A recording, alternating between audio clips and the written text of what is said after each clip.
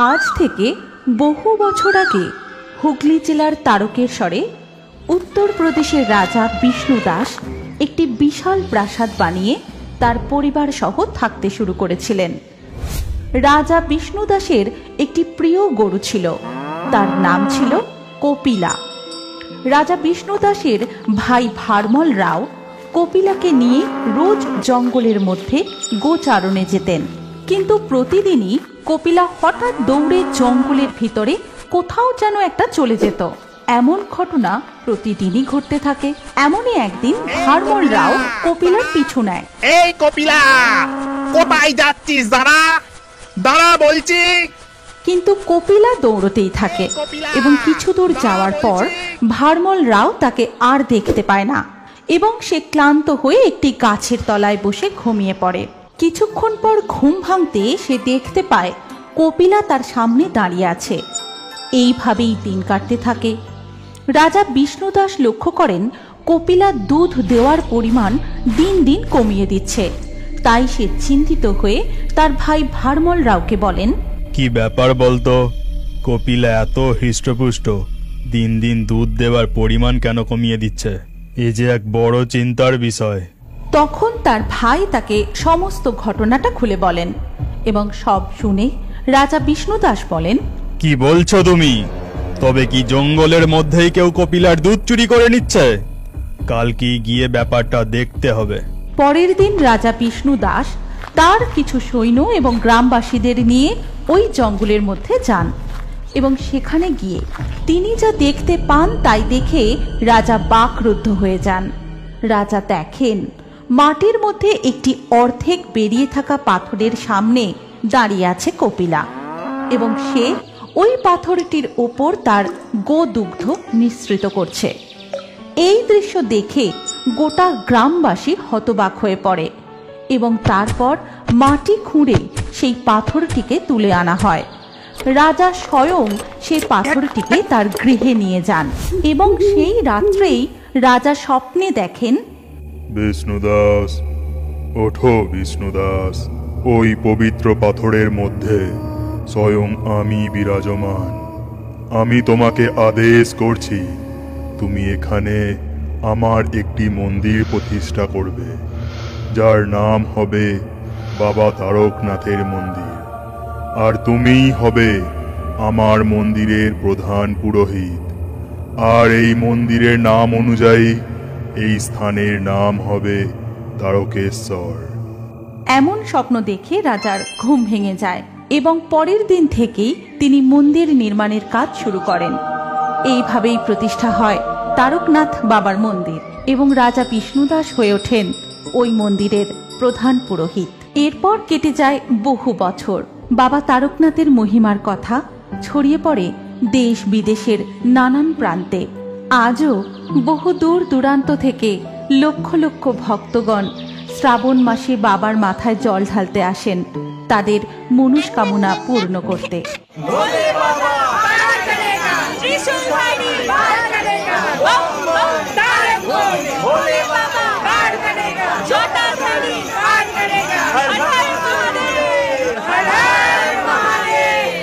এখানে কেউ কেউ বাঁকি করে জল নিয়ে যায় নিজেদের রোগ জ্বালা থেকে মুক্তি পেতে, কেউ আবার নিজের সদ্যজাত সন্তানের মঙ্গল কামনায়, আবার কোনো স্বামী বা স্ত্রী যায় তাদের সন্তান কামনা করতে।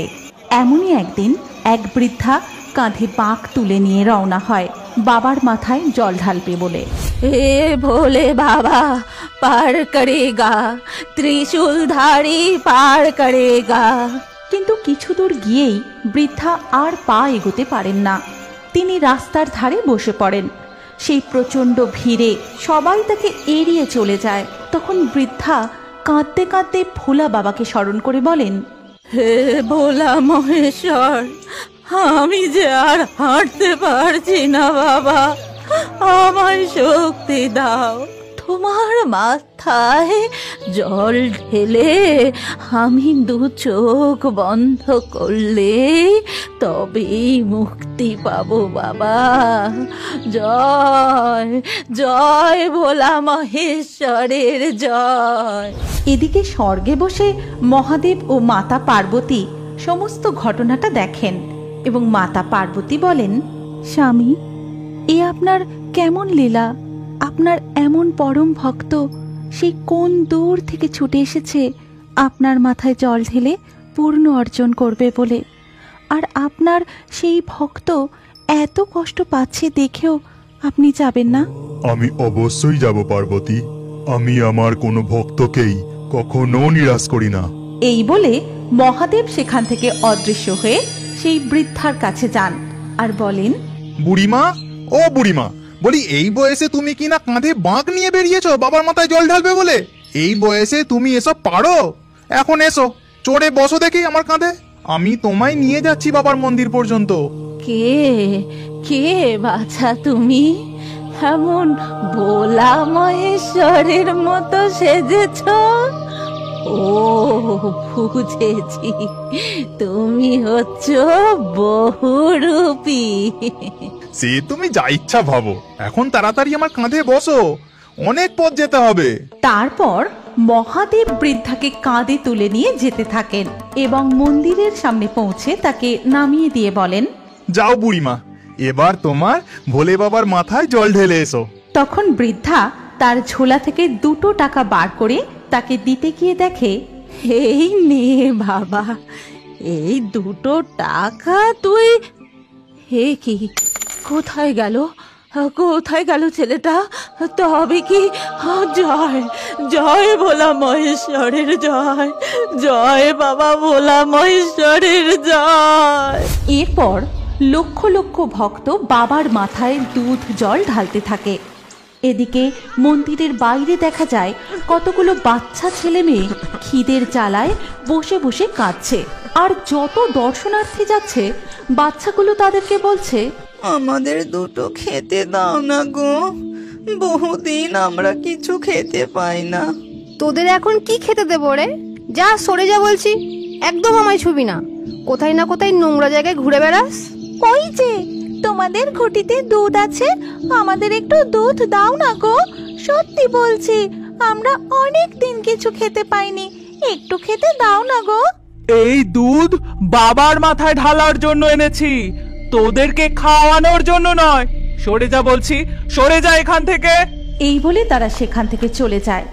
স্বর্গে বসে মহাদেব ও মাতা পার্বতী এই দৃশ্য দেখে বলেন, স্বামী, এ আপনার কেমন অবিচার! লক্ষ লক্ষ দর্শনার্থী আপনার মাথায় দুধ ঢালছে, অথচ এই ছোট্ট ছোট্ট দুধের শিশুগুলো খাবারের অভাবে।